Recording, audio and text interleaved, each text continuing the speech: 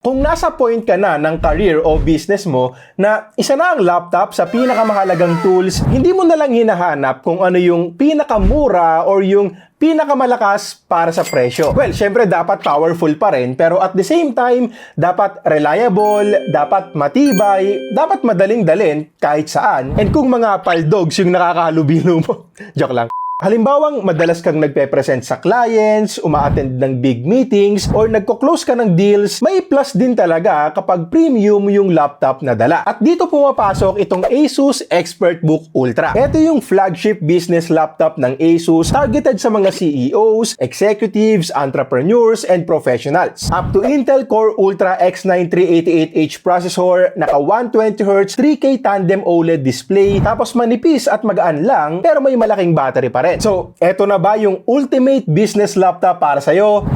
Pag-usapan natin. Okay, so pagka-unbox ko pa lang nitong Asus ExpertBook Ultra, kita ko na kaagad yung clean and understated design. Very professional looking, hindi flashy, simple lang yung branding pero legit na malakas yung dating sa personal at nung nahawakan ko na ang premium pala talaga. Born gray yung kulay na nasa atin ngayon, available din in jet fog, matte finish siya na medyo mahirap i-explain kasi kakaiba, parang makapal na papel yung texture niya. Bali CNC machined magnesium aluminum alloy yung chassis, tapos gumamit sila ng 9H nano ceramic technology. Basically, may ceramic-like protective layer yung metal body para maging mas resistant sa scratches, wear and tear, and smudges. According to Asus, mas mataas yung scratch resistance nito compared sa usual coating na ginagamit sa ibang mga laptops. Hindi ibig sabihin na totally scratch-proof ha. Hindi ko rin naman sasadyaing gasgasan to. Pero mamaya may mga durability tests din tayo. Tests.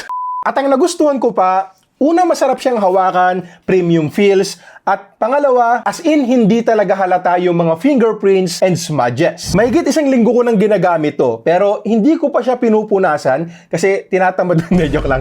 Hindi rin naman kasi kailangan. Kumbaga, eto yung laptop na parang ako. No. Laging pogi. Joke lang pero totoo na lagi siyang presentable. So, halimbawang may biglaang meetings or client meetup ka, hindi mo na kailangang punasan muna bago ka lumarga. Pwera na lang kung balahura ka talagang gumamit at madumi talaga. Also, manipis at magaan lang din. Humigit kumulang 1 kilo lang, depende sa variant. So, hindi masyadong ramdam pag nasa backpack ko. Kahit yung charger, maliit lang din. Madali ko siyang nabibitbit kapag lumilipat ako from kwarto to dining table or sa labas para magpahangin. Very portable, so swak din talaga sa mga laging on the go. May maliit ding notch sa gitna ng base, kaya nakausli ng konti yung lip ng display at mas madali kong nabubuksan. And yes, kayang buksan gamit ang isang kamay lang. Sturdy yung hinge, smooth, at hindi rin sobrang wobbly kapag nagtatype ako or gumagamit ng touchscreen. Mamaya babalikan natin yung display. Tapos nung pinindot ko yung power button, mas na-premiuman pa ako kasi may biglang umilaw dito sa lower part ng display. Ito yung tinatawag nilang Expert Lumi. Sa ngayon, subtle ambient light lang siya na nag-animate kapag nagbo-boot, nagla-login, or nagsha-shutdown yung laptop. Nice touch siya at bagay sa premium positioning nila dito, pero more on aesthetics pa lang talaga. Though may plans din naman ng Asus na dagdagan pa yung functions later on. Now, in terms of durability naman, may dalawang ExpertBooks na tayong ginawan dati ng video na nilaglag, tinayuan, tinapunan, at kung ano-ano pa. At ganun din kaseryoso yung durability na pinapangako ng Asus dito sa flagship nila. Okay, so para sa scratch resistance test, ayokong gasgasan ng barya or ng susi. So, pinag-drawing ko na lang yung anak ko dito sa laptop. Sakaling drawingan lang din ng anak nyo. At okay naman, ginamitan ko lang ng pambura, okay na. Sinubukan ko na rin sulatan ng whiteboard marker, tapos tinapunan ko na rin ng kape. Sakaling matapunan ng kape nyo, makikita nyo dyan, medyo kabado pa ako. Konting kape lang yung unang natapon. And after ko nga punasan, okay na rin at wala namang kahit anong nangyari. Water spill test, eto sakali naman na matabig nyo yung drinks katabi ng laptop nyo, spill resistant yung keyboard. So tulad lang din sa mga ExpertBooks na nasubukan natin noon, nag-survive din siya dito. Okay, so para sa last testing natin, tatayo ako dito sa laptop na to. Nasa 84-85 kilograms din ako, so mabigat-bigat din talaga. Tignan natin kung kakayanin. Okay.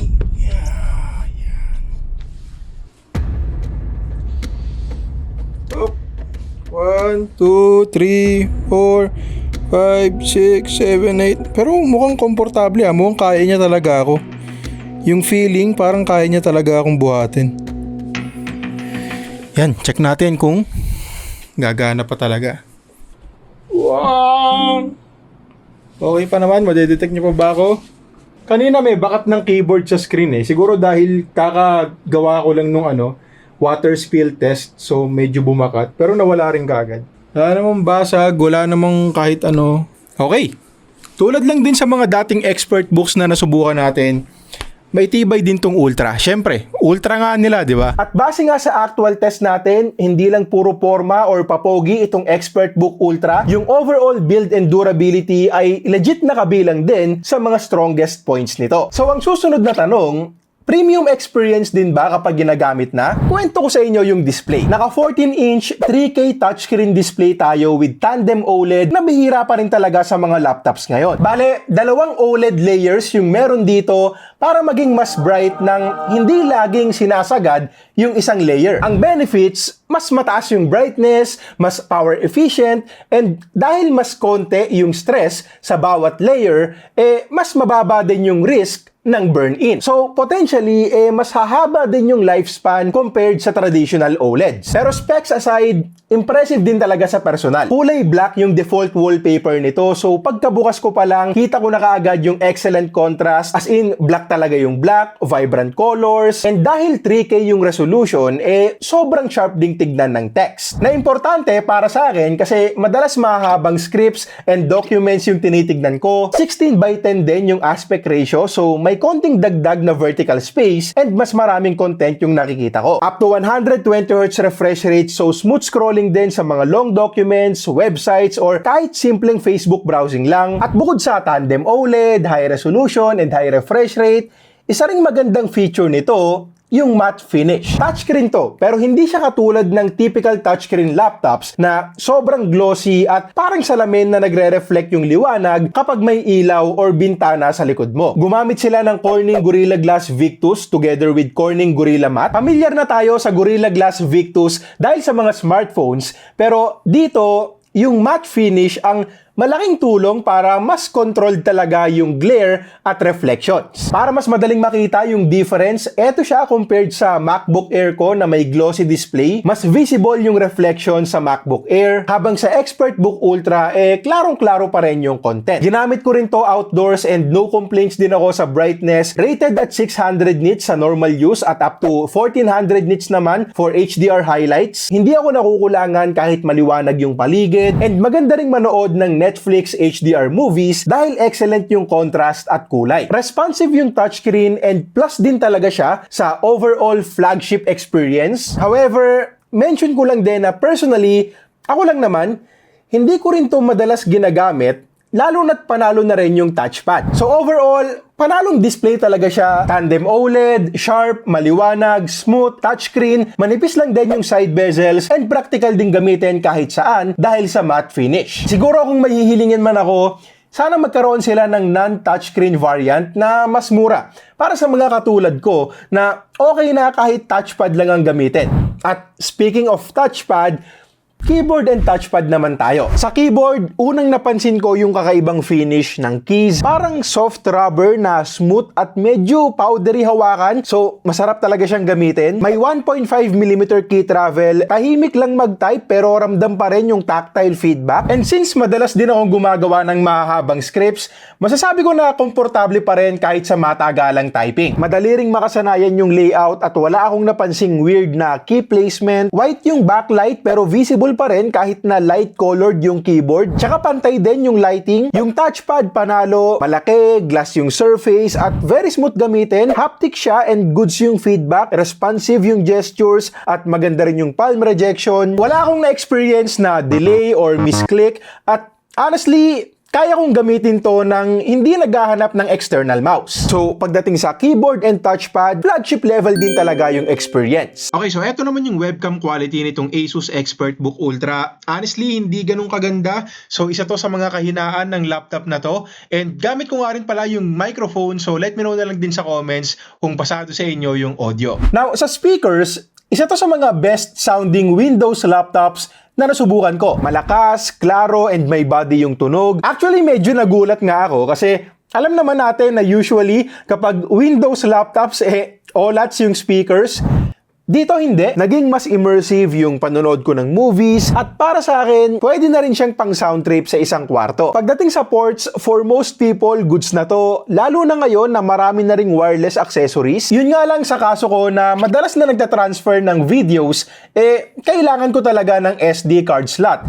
Wala nun dito, so kailangan ko pa rin magdala ng card reader. Para naman sa performance, again, up to Intel Core Ultra X9 388H yung processor. Hindi nakaganon tong unit natin ngayon, pero high-end configuration din. Intel Core Ultra X7 358H, Intel Arc B390 graphics, 64GB of onboard LPDDR5X memory, and 2TB na PCIe Gen 5 SSD. Sa actual usage ko na more on research, paggawa ng script, at maraming Chrome tabs ng sabay-sabay, standard mode lang yung ginamit ko and very smooth. As expected, wala naman akong na-experience na lag, stutter, or crash. Honestly, para sa workflow ko, sobra-sobra yung performance nito. And most likely, ganun din sa typical workload ng executives and professionals, documents, spreadsheets, presentations, and mga browser-based na applications. Sa normal use, wala akong naramdamang init sa keyboard and palm rest. May isang beses lang na medyo warm yung ilalim. Hindi naman alarming, pero take note lang na hindi ko to ginamit sa heavy applications. Hindi ko na pinilit yung video editing and game test since hindi na rin naman yun kasama sa workflow ko. At hindi rin naman yun yung main reason para bilhin tong laptop na to. Hindi ko to ipoposition as a gaming laptop, lalo na kung heavy gaming with ray tracing pa yung habol mo. Pero para magkaroon din kayo ng idea kung hanggang saan yung kaya nito beyond my own workflow, eto yung benchmark results na nakuha namin. At in terms of fan noise nga pala, hindi siya yung parang jet engine tulad sa malalaking gaming laptops natin. Dito sa benchmarks na ginawa namin, kailangan mo pang lapitan ng maigay yung laptop para marinig mo yung fan noise. Sa battery naman, madalas hindi ko talaga nauubos within the day. Para sa paggamit ko, usually sobra para sa isang araw. May isang beses nga na tanghali na ako nakapag-start mag-work. Sana all! Around 4 hours din. Tapos, nung pagkagising ko, kinabukasan, may 67% battery remaining pa. Of course, depende pa rin yan sa apps and workload. But for most people na office applications lang ang ginagamit, legit na all-day battery siya and most likely, pwede pang umabot sa second day. Sa charging naman, Asus claims na kaya nitong mag-charge from 0 to 30% in just 15 minutes provided na naka-turn off yung laptop and yung original charger ang gamit. Tapos, eto naman yung resulta base sa actual testing namin. At dahil nga business laptop to, naging malaking focus din sa kanila yung privacy at security. May Windows Hello Face Unlock na mabilis at reliable. Personally, ayoko rin kasi na laging exposed yung camera ng laptop ko. Mas okay sa akin na bubuksan ko lang siya kapag may video calls. So, mas preferred kong gamitin yung fingerprint scanner built-in sa power button. Mabilis at reliable din to, so sinara ko na lang yung camera gamit yung physical webcam shutter. Meron nga rin pala silang ino-offer na Expert Guardian which includes enterprise-level security features like TPM 2.0, secured core protection, and dual self-healing BIOS. Meron ding My Expert and AI Expert Meet para sa mga meeting transcriptions, translation, summaries, and pakikipag-chat sa documents. Hindi ko lang personally na-test tong mga features na to since hindi ko pa rin naman kailangan so far. Tapos, pagdating sa after-sales support, may ino-offer sila na up to 5-year business warranty and next business day on-site service. At big plus yung ganitong option para sa device kung saan nakalagay yung mga importanteng business files natin. Okay, so itong Asus ExpertBook Ultra starts at 129,995 pesos. Para yan sa Core Ultra 5 variant with 16 gigs of RAM and 512 gigs of SSD. Tapos itong exact unit na gamit natin ngayon ay priced at 215,995.